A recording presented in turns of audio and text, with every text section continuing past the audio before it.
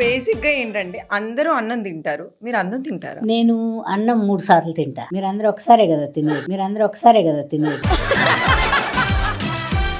అంటే రోజుకి మీరు 3 పూటలు తింటారా? అయితే ఇంతెంత కాదు, ఇంతెంత. అంటే ఇంత ఎనర్జీగా అసలు ఇప్పుడున్న జనరేషన్ కూడా మీరు ఏమీ తగ్గకుండా కోళ్ళని, మేకల్ని, ఆ ఏలాడే వాటిని, పరిగెత్తే వాటిని తింటారు. నేను అవి కొంచెం తక్కువ తింటా.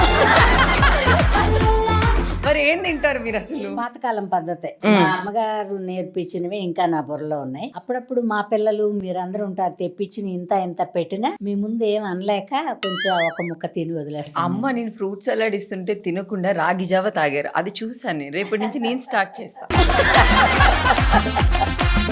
ఏం తింటారమ్మా అసలు మార్నింగ్ నుంచి ఈవినింగ్ వరకు? షూటింగ్ కి వస్తే కంపల్సరిగా కొంచెం ఎక్కువ టిఫిన్ తింటా. ఎక్కువ మాట్లాడాలి కదా, ఇంటి దగ్గర ఉంటే కొంచెం తక్కువ తింటా. ఓకే, అంటే పొద్దున్న టిఫిన్ తింటారు, మధ్యాహ్నం తింటారు, నైట్ తింటారు. టిఫిన్ బాగున్న చోటే తింటా. బాగోకపోతే ఒక్కరోజు తప్పు చేస్తా. ఎవరైనా ఒకసారే తప్పు చేస్తారు, అది జీవితకాలం గుర్తు పెట్టుకోవాలి. ఓకే, మనం అన్ని తెలిసిన రోజు తప్పులు చేస్తాం. ఆ రోజు తప్పులు చేసేవాడికి సిగ్గు లేదని అర్థం. అంటే నాకు లేదా ఏదైనా సరే మంచి గాని చెడు గాని ఒకసారి నేర్చుకున్న దాన్ని లైఫ్ అంతా వదిలిపెట్టకూడదు. ఓకే, ఇప్పుడు టిఫిన్ కోసమైనా ఫుడ్స్ కోసమైనా మాట్లాడుతూనే ఉన్నారు. ఇప్పుడు మేము చేసే షూటింగ్స్ అవ్వచ్చు, ఏదైనా టైమింగ్ తక్కువ ఉంటుంది.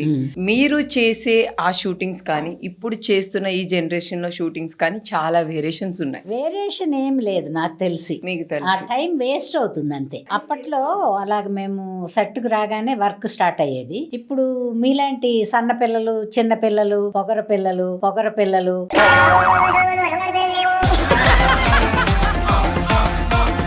రావడం లేట్ అయ్యేటప్పటికి మా షూటింగ్ లేట్ అవుతుంది. అదే వేరియేషన్, అంతకంటే నాకేం కనబడలేదు. అంటే మేము లేట్ గా రావడం వల్ల మీరు ఇబ్బంది పడుతున్నారు. డైరెక్టర్ పొద్దున్నే వచ్చేస్తాడు, కెమెరామెన్ పొద్దున్నే వచ్చేస్తాడు, ప్రతిమ ఆర్టిస్టులు అందరూ పొద్దున్నే వస్తారు. కొంచెం యంగ్ గా నాజుగ్గా అన్ని ఎండబెట్టుకున్న వాళ్ళు రావడానికి లేట్ అవుద్ది. మరి మీకు నీరసం కదా. అదంతా అప్పుడండి. అమ్మ మీరు అలా అంటున్నారు కానీ బేసిక్ గా ఇప్పుడున్న ఈ కాంపిటీషన్ ఫీల్డ్ లో మార్నింగ్ 5 o'clock కి నేను వస్తాను. 5 o'clock ఇంటి దగ్గర బయలుదేరని అనుకుంటావు. సో అమ్మ మీరు షూటింగ్స్ కి వెళ్ళాలి అంటే అసలు ఏ టైం కి లేచి? షూటింగ్ ఉన్నా లేకపోయినా 4 గంటలకి మెలకు వస్తుంది. హుషారుగా ఉంటే లేచి మొహం కడుక్కుని ఏమన్నా ఆ పనులు ఈ పనులు ఇంట్లో అటు ఇటు తిరిగి ఎక్సర్సైజ్లు అంతా నేను చేయలేను. మీ లైఫ్ లో ఒక్కసారి కూడా జిమ్ కి వెళ్ళడం కానీ? అప్పుడు జిమ్ములు లేవమ్మా. పప్పు రుబ్బడం, ఏమన్నా దంచడం, మా రోజుల్లో అవన్నీ చేయించేవాడు. కొంచెం పచ్చడి నూరవే అంటే అది బోల్డ్ సేపు నూరాలి, రెక్కలకి బలమే కదా అది. ఓ జిమ్ అలా కనిపెట్టారు. ఎలా కనిపెట్టారని నాకు తెలియదు. నేనైతే జిమ్కి గట్రా వెళ్ళను. అంటే ఇప్పుడు ఇంట్లో పనులు తగ్గాయి కాబట్టి మనకి జిమ్ కి వెళ్లాల్సి వస్తుంది. ఇంట్లో పనులు ఏం తగ్గవు, ఇంట్లో చేయకుండా బయటకు వెళ్తారు మీరు అంతే. ఇంట్లో ఏం పనులు తగ్గుతాయి, ఓ మనిషిని పెడతారుగా పొదుగు అంటే చేయడానికి. ఇప్పుడు మీరు రుబ్బేవారు, ఇప్పుడు మిక్సీ వచ్చింది. మిక్సీ ఉంటే రుబ్బుకోకూడదని అది ఏమైనా రాయి కొట్టుద్దా ఏంటి మన?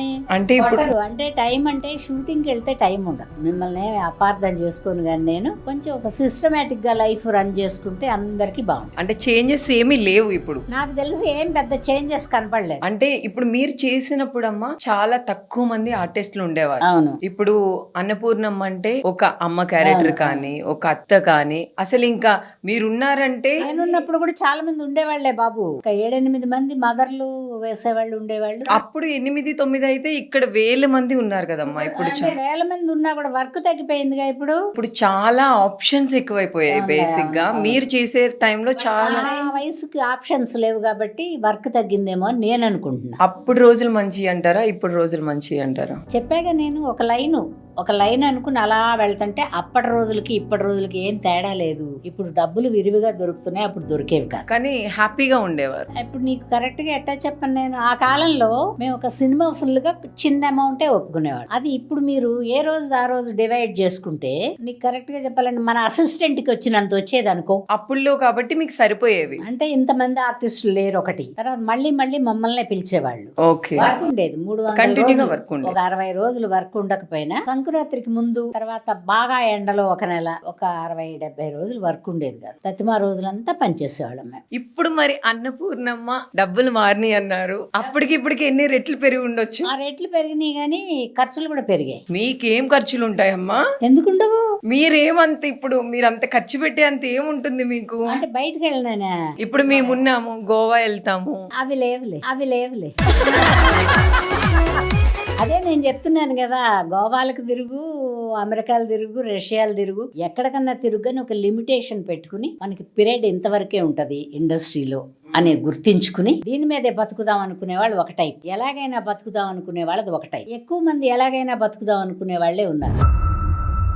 వేషాలు వేసుకుని వేషాల్లోనే సెట్ అయిపోయి జీవితకాలం ప్రేక్షకులకి దగ్గరగా ఉందాం అనుకునే వాళ్ళు కొంచెం మంది. ఇప్పుడు ఎందుకంటే ఫాస్ట్నెస్ ఎక్కువైపోయింది కదా అమ్మ. ఇప్పుడు ఎంతైతే మనీ వస్తుందో దానికి రెట్టింపే ఖర్చులు కూడా చేస్తున్నాం. మనం పెట్టుకోవడాన్ని బట్టి ఇంట్లో పక్కన వేస్తే ఏమో ఉండనంటే ఇటు పారిపోతాయి. అమ్మ ఇప్పుడు రోజులు బయట ఎలా ఉన్నాయి మీకు తెలియదు ఏముంది. ఇప్పుడు ఏమైందంటే కారు లేకుండా జీవితం నడవట్లేదు, ఫోను లేకుండా జీవితం నడవట్లేదు. లక్షలు పెట్టుకుంటున్నట్టున్నారు ఫోన్లు. నాదైతే 15-20 వేలే, అది కూడా ఎవరన్నా మోగిస్తే వింటా. అమ్మ అంటే మన ఫోన్ వచ్చి మీకు లగ్జరీ లైఫ్ ఎక్కువ అలవాటు ఇప్పటి పిల్లలు. ఎందుకు అంటే తల్లిదండ్రులు ఎలాగోలా కష్టపడి మిమ్మల్ని అలా పెంచుతున్నారు. మనకు ఒక బిడ్డే కదా, వాడు అడిగిన అన్ని ఇద్దాం అని. పాపం వాడికి ఏం తెలియని వయసులో ఏదో అడుగుతాడు. వాడు ఏది అందంగా ఉంటే అది అడుగుతాం కదా. అవి ఇచ్చేసి పిల్లల్ని చెడగొట్టి వాళ్ళ తర్వాత మాట విన్న స్టేజ్కి మీరు తెచ్చుకుంటున్నారు.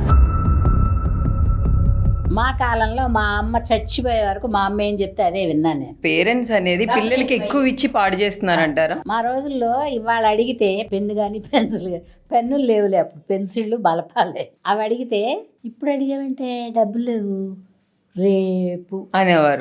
అప్పుడు మీరు ఒప్పుకునేవారు, ఇప్పుడు ఒప్పుకోవట్లేదు కదా. రాయకుండా ఉండొచ్చులే మాకు కొనివ్వలేదు, మాస్టర్ గారు ఇవ్వలేదండి మా ఇంట్లో.